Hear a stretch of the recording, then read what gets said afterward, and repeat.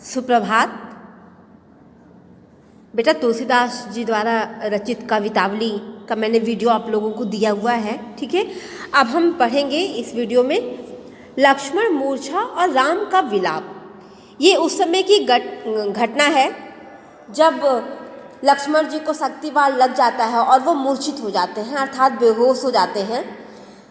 तो हनुमान जी सुसैन वैद्य को उनके आश्रम से उठा करके ले आते हैं, ठीक है। तो हनुमान जी जाते हैं लक्ष्मण बूटी लाने के लिए और राम जी का जो जो विलाप होता है वही इसमें दिया हुआ है, ठीक है। तो अभी हम इसकी व्याख्या पढ़ेंगे। तब प्रताप उर राखी प्रभु, जय हहु नाथ तुरंत, अस कही आय सुपाई पद, बंद चले हनुमंत।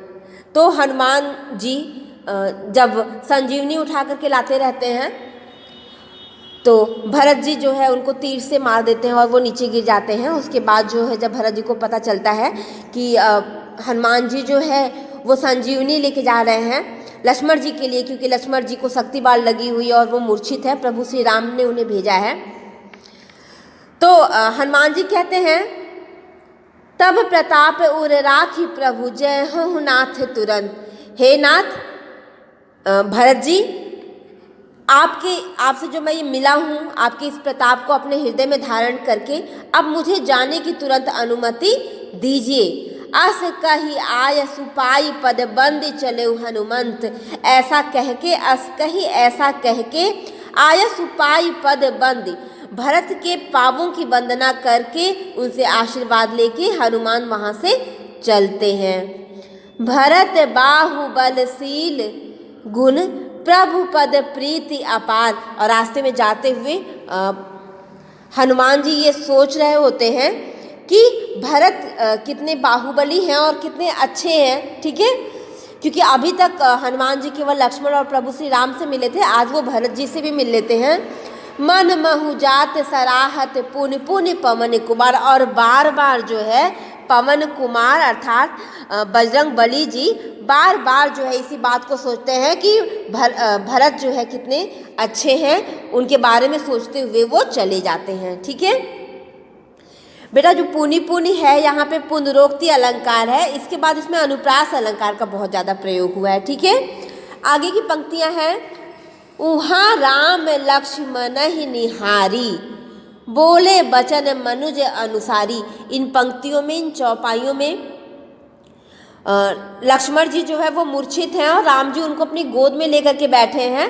तो वहाँ पर राम लक्ष्मण ही निहारी, बार बार लक्ष्मण को देखते हैं, बोले बचन मनुज अनुसारी, और मनुष्य के समान व्यवहार करते हैं। हम सभी लोग जानते हैं कि प्रभु श्री राम जो है वो भगवान थे, लेकिन अपने भाई के प्रेम में वो मनुष्य की तरह जो है व्याकुल परेशान हो रहे हैं, उन्हीं की तरह मनुष्य की तरह व्यवहार कर रहे हैं। अर्ध रात गई कपि नहीं आयहु, राम उठाय अनुज उर लायहु। राम अपने अनुज छोटे भाई लक्ष्मण को उठा उठा के बार बार कहते हैं, अर्ध रात गई, आधी रात चली गई है, आधी रात बीत गई है। कपि मतलब हनुमान जी को कहा गया है यहाँ पे, ठीक है।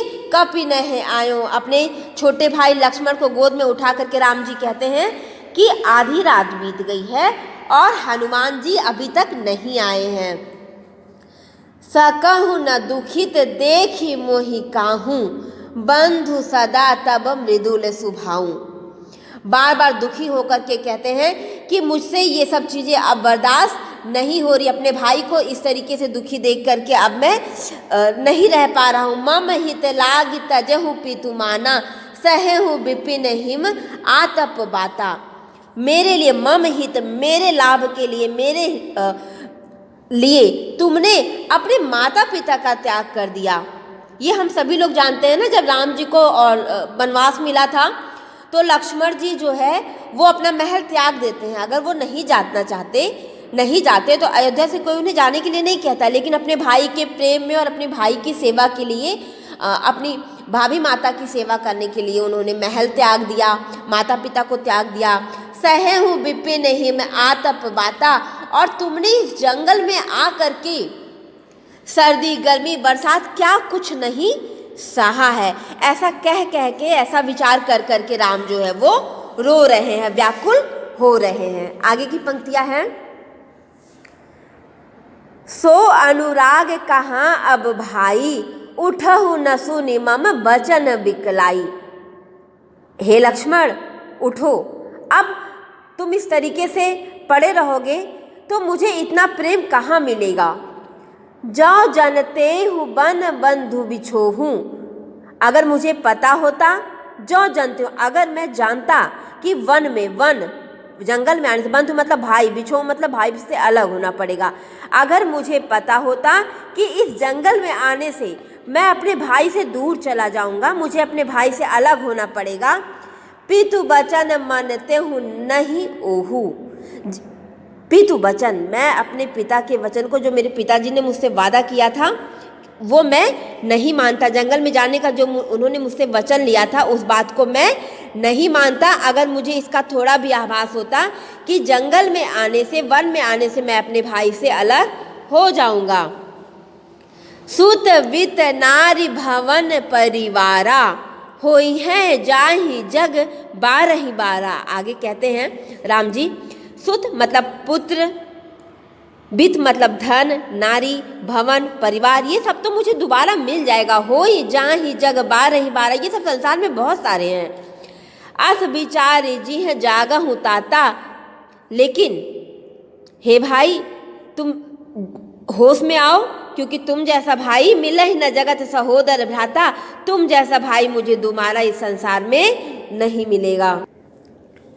आगे कहते हैं, जथा पंख बिनु खग अति दीना, जिस प्रकार बिना पंख के कोई पंछी बहुत ही निर्बल हो जाता है। पक्षी, बेटा पक्षियों के बाद अगर पंख ना हो तो पंछियों का कोई मतलब नहीं होता है, ठीक है। वो बहुत दुखी, अपने आप को दीनहीन समझने लगते हैं। मणि बिनु, मणि के बिना सर्प, फनी मतलब सर्प, करिबर करहीना, और सूर्ण के बिना हाथी जिस प्रकार किसी कार्य के नहीं है, उनका कोई अर्थ नहीं है। असमम जीवन बंध बिनु तू ही, हे भाई, बंधु मतलब भाई, मेरा जीवन बिल्कुल तुम्हारे बिना वैसे ही हो जाएगा। जौ जड़ दैव जियावह मोही, ठीक है। अगर मैं फिर भी जीवित रहता हूँ तो उसका कोई अर्थ नहीं रह जाएगा। मेरा जीवन बिल्कुल बिन पंख के पक्षी, बिन मणि के सर्प और बिना सूंड के हाथी के समान हो जाएगा। जय हूँ अवध कवन मुहुलाई, नारी हेतु प्रिय भाई गवाई। हे भाई तुम जल्दी से उठो, जल्दी से होश में आ जाओ, क्योंकि बिना तुम्हारे अवध में, अयोध्या में कौन सा मुँह लेके जाऊंगा। सब लोग यही कहेंगे कि नारी हेतु प्रिय भाई गवाई, अपनी पत्नी के लिए इन्होंने अपने भाई को गंवा दिया। तो जाहिर सी बात है, अभी इसके पहले हम लोग कलयुग का वर्णन ही पढ़ रहे थे ना, ठीक है, जो कवितावली पढ़ रहे थे। तो यही है कि हमारे समाज में आप कोई भी कार्य करिए, आपके अच्छी चीज़ों को कोई नहीं ध्यान देगा, लेकिन अगर आपसे एक भी गलती हो जाती है तो लोग उसको तुरंत पकड़ लेंगे। तो यही इन पंक्तियों में कहा गया है। बरु अपजस सहतेहु जग माही, बरु मतलब पत्नी, पत्नी का अपजस तो मैं अभी सही रहा हूँ कि नारी की, अपनी स्त्री की रक्षा नहीं कर पाया हूँ। नारी हानि विशेष क्षति नाही, आगे कहते हैं, लेकिन चलो कोई बात नहीं, अगर नारी चली गई है, ठीक है। अब बेटा यहाँ पे आप लोग इसका कोई द्व्यर्थी ना निकालिएगा, दूसरा अर्थ यहाँ पे अभी पहली पंक्तियों में ही बताया गया था कि राम जी जो है वो अपने भाई के विछोह में इतना ज़्यादा दुखी हैं, ठीक है, बहुत ज़्यादा दुखी हैं कि वो मनुष्य जैसा बर्ताव कर रहे हैं, मनुष्य का अनुसरण कर रहे हैं। तो एक मनुष्य के रूप में वो कहते हैं, ठीक है। वरना सीता माता के लिए ही तो लक्ष्मण जी और राम जी ने रावण से युद्ध किया और जंगलों में जगह जगह भटके। लक्ष्मण जी सीता माता की रक्षा के लिए उन्हें शक्ति लगी थी, ठीक है। तो यहाँ पे नारी का बहुत ज़्यादा सम्मान किया जा रहा है। ये वो बस मानव के प्रति जो है, मानव के रूप में रोना बिलखना उनका दिखाया जा रहा है, इसलिए उन्होंने ऐसी बात कही है। अब अपलो की सो की सुत तोरा, हे मेरे भाई, अब जो है मैं ये शोक, ये दुख नहीं लूँगा कि कोई मुझसे ये कहे कि नारी के लिए, पत्नी के लिए इन्होंने अपने भाई को खो दिया। सहे ही निठुर कठोर उर मोरा, इतना ज़्यादा जो है कठोर दुख मेरा हृदय सह नहीं पाएगा।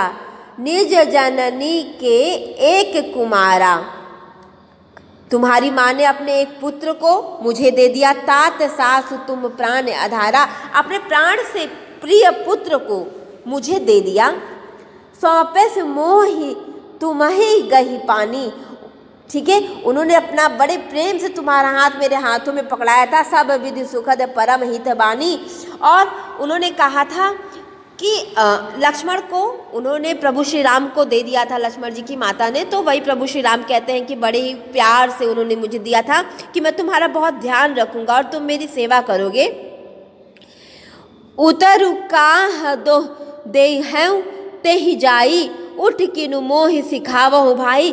उतरु काह दे हूँ, मैं वहाँ जाकर अयोध्या जाकर तुम माता को, ठीक है, अयोध्या वासियों को, परिवार के लोगों को काह दहूँ तो ही जाई, क्या उत्तर दूंगा जाकर के। उठ किन मोहि सिखावहु भाई, हे भाई उठो और उठ के मुझे सिखा दो कि मैं अयोध्या जाकर के लोगों को क्या उत्तर दूंगा। बहुविधि सोचत सोच विमोचन, श्रवण सलिल राजीव दल लोचन। ऐसा सोच सोच करके प्रभु श्री राम बहुत परेशान होते हैं और राजीव दल लोचन, कमल रूपी नयन उनके जो है से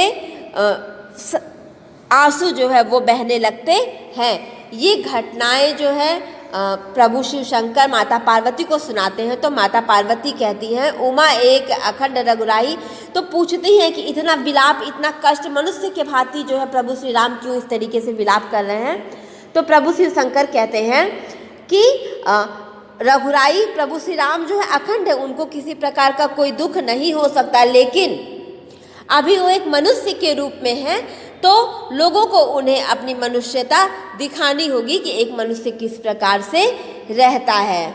ठीक है, आगे है, प्रभु प्रलाप सुनि कानि विकल, भय बानर निकर, आई गयो हनुमान जी में करुणा महावीर रस। प्रभु इस तरीके से विलाप कर रहे हैं, रो रहे हैं। ठीक है, तो जितने भी अगल बगल बानर और सभी लोग थे, सभी लोग जो है वो बहुत ज़्यादा परेशान हो गए हैं। ठीक है, तभी बानर जो है वो शोर मचाने लगते हैं, आई गयो हनुमान जी में करुणा महावीर रस। तो सारे बानर कहते हैं कि हनुमान जी जो है वो आ गए हैं। ऊपर से हनुमान जी उड़ते हुए दिखाई देते हैं ना, तो वो कहते हैं कि हनुमान जी आ गए हैं। हरसि राम भेटेहु हनुमाना, अति कृतज्ञ प्रभु परम सुजाना। प्रभु श्री राम हनुमान जी के ही आते ही भेटे हूँ, मतलब भेटने लगते हैं, उन्हें गले लगा लेते हैं और बहुत ही कृतज्ञता से उन्हें देखने लगते हैं। तुरंत वैद्य तब कीन्ह उपाय, और सुसैन वैद्य जो है संजीवनी देखते ही तुरंत उन्होंने लक्ष्मण जी को बचाने का उपाय किया। उठी बैठे लक्ष्मण हरसाई, और लक्ष्मण जी जो है, राम जी के प्रिय भाई लक्ष्मण तुरंत जो है हंसते हुए मुस्कुराते हुए उठ करके बैठ जाते हैं।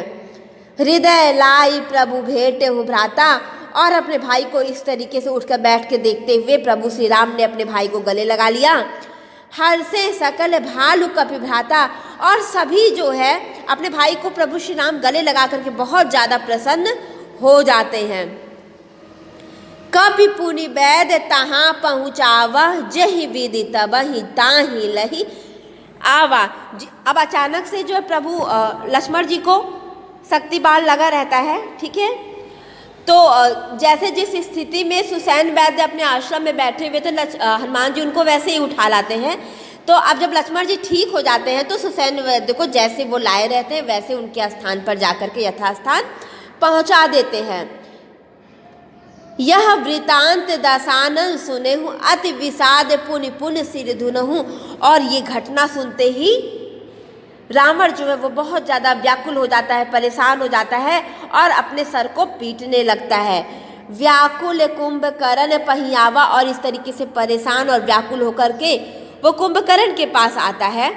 विविध जतन करिता ही जगावा। बेटा हाँ, हम सभी लोग जानते हैं ना कि कुंभकर्ण जब एक बार सो जाता था तो उसको जगाना जो है वो बहुत ज़्यादा मुश्किल हो जाता था। तो तरह तरह के उपाय करके कुंभकर्ण को वो जगाता है। कथा कही सब ते ही अभिमानी, जही प्रकार सीता हरिनानी। जब कुंभकर्ण को जग जाता है तो अभिमानी, यहाँ अभिमानी रावण को कहा गया है, ठीक है। तब उस अहंकारी अभिमानी रावण ने पूरी कथा बताई है कि किस तरीके से उसने सीता का हरण किया था, क्योंकि कुंभकर्ण को तो अभी तक कुछ नहीं पता था ना, क्योंकि वो तो बहुत लंबा टाइम सोते रहते थे। तो अब सारी घटना जो है रावण जो है कुंभकर्ण को बताते हैं। कथा कही सब ते ही अभिमानी, जय प्रकार सीता हरि आनी। जिस प्रकार सीता को उठा करके लाए थे, अब एक एक करके सारी बातें जो है वो कुंभकर्ण को बताते हैं। तात कपिन सब निशिचर मारे, तभी वो कहते हैं कि किस तरीके से उस बंदर ने, हनुमान ने और सारे बंदरों ने मिलकर सारे निश्चर राक्षसों को मार डाला है। महा महा जोधा संघारे, महा महा मतलब बड़े बड़े जोधा, मतलब जो युद्ध कर रहे थे बड़े बड़े राक्षसों का उसने संहार कर दिया है। दुर्मुख, दुर्मुख राक्षस का नाम है, दुर्मुख को मार दिया, सूर्यरिपु को मार दिया है। मनुज आहारी और मनुष्य को खाने वाला जो आहारी राक्षस था उसको भी मार डाला है। भट अतिकाय अकंपन भारी, और जिसको देख करके लोग कांप जाते थे, बड़े बड़े अतिकाय शरीर वाले राक्षसों को भी बंदरों ने और हनुमान ने मार डाला है। ऐसा रावण जो है कुंभकर्ण को सारी घटना से अवगत करा रहा है। अपर महोदर आदि कबीरा, परे समर मही सब रंधीरा। बड़े बड़े जो है महोदर और आदि बड़े बड़े वीर जो है इस समय मुँह की खा करके जमीन पर पड़े हुए हैं। परे समर मही सब रणधीरा, बड़े बड़े रणधीर जो हैं, बड़े बड़े योद्धा जो है पृथ्वी पर पड़े हुए हैं। अब देखिए यहाँ पर आपका फिर एक दोहा आ गया है। सुनु दस कंधर बचन, तब कुंभकर्ण विल खान। जगदम्बा हरि आनी, अब सठ चाहत कल्याण। यह सुनकर के कुंभकर्ण को बहुत दुख होता है, ठीक है। दस कंधर सुन दस कंधर वचन, रावण के वचन सुन करके, रावण के मुख से ये सब वचन सुन करके तब कुंभकर्ण बिलखान बहुत ज़्यादा दुखी होता है, ठीक है। जगदम्बा हरि आनी, अब सठ चाहत कल्याण। तुमने माँ जगदम्बा का हरण किया है, माता सीता का हरण किया है, और अब तुम कल्याण की अपेक्षा करते हो, ऐसा संभव नहीं है। तो बेटा ये आपकी व्याख्या हो गई, ठीक है। तो ये व्याख्या जो है आप लोग एक बार अच्छे से पढ़ लीजिएगा, है ना।